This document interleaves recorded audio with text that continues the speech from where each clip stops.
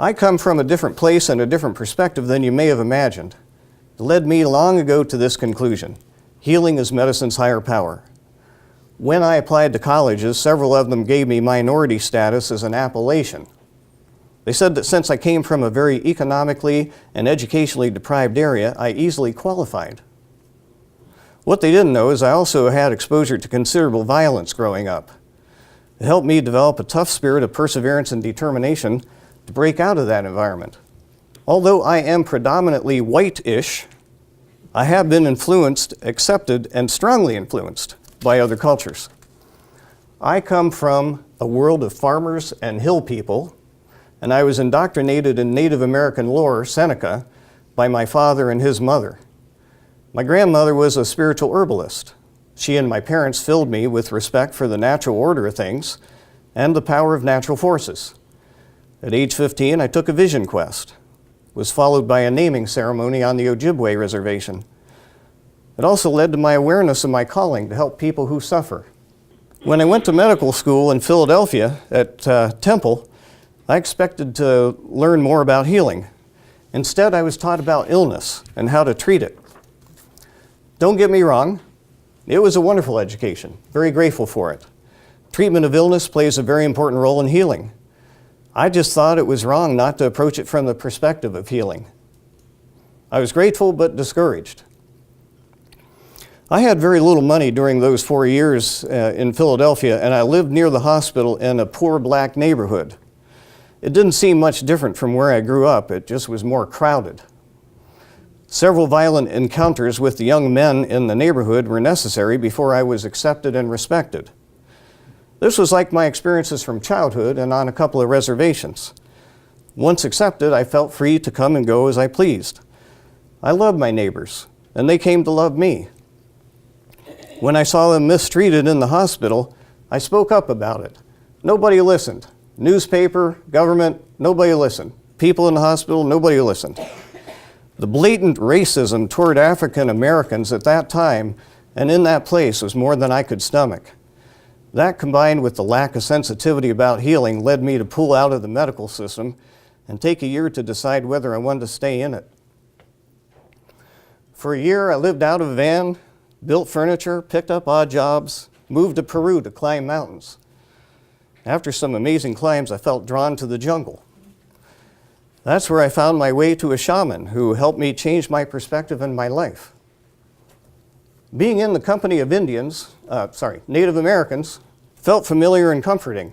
Still, because of my whiteness, I was tested rather strenuously before I was accepted. These are the people who took me in. This guy in the light-colored shirt is a shaman. You might notice the thing he's holding there. It's a gourd. It's a dried gourd with seeds. It's a rattle. He used the rattle for trance induction. This was my first experience with a rattle. Medicine men I met on reservations tended to use drumming or rhythmic movements. You can also see this guy was not very pleased with my translator. He didn't like me very much when he first met me either, but we got to be good friends. This is me on the way to work. Here's my office. It was the only time that year that I told anybody I'd gone to medical school. I didn't want anybody to know I was a doctor. The shaman said, "Well, then you're a doctor." I said, "I'd rather be a healer." Watching him work was amazing. He went deep into trances to bring energy from spirit guides to his suffering patients. They benefited from these treatments. He could not, however, rid some of the children of parasites. They had swollen bellies and they were dying of malnutrition. Knowing that worms were a problem in certain parts of the forest, as they call it there, we say jungle, but they say forest. Knowing that worms were a problem there, I brought along some anti-helminthics I picked up at the pharmacy. That's medicine that kills worms. The shaman was open-minded and overjoyed.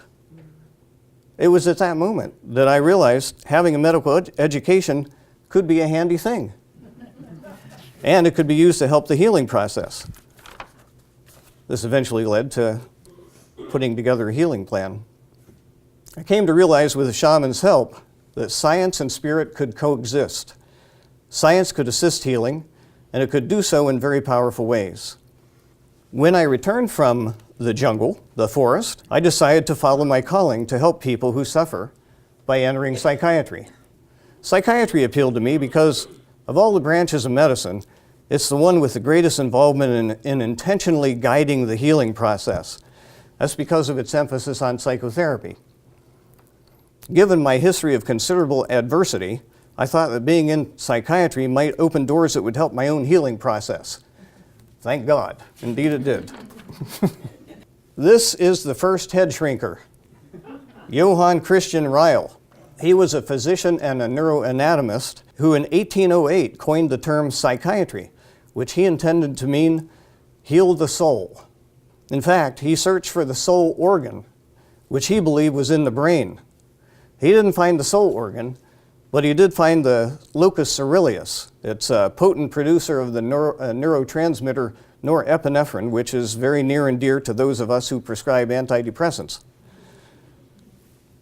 Dr. Ryle, bless his soul, was quoted as saying, "Only the best physicians shall become psychiatrists."